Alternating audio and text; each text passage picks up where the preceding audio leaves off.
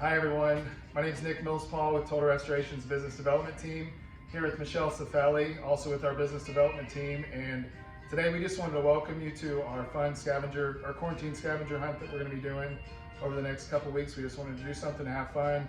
I know that some of you are back at the office and some of you are still working at home, so thank you for participating.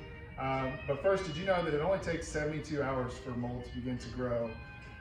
And so we just encourage you, as travel comes up, we encourage you to have somebody check your home every couple of days, just in case you experience any type of water damage to prevent mold from potentially growing while you're out of town. So now I'm going to kick it over to Michelle, and she is going to tell you what our first scavenger item is.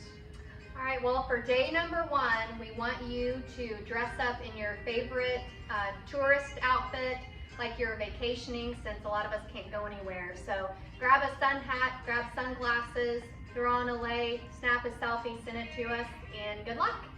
And to enter, it's right up here. Take a picture, post, tag us on Facebook or social media, and you will get an entry for, at the end of it, we have a grand prize for you. Thank you. We'll see you tomorrow. Bye, guys. Bye.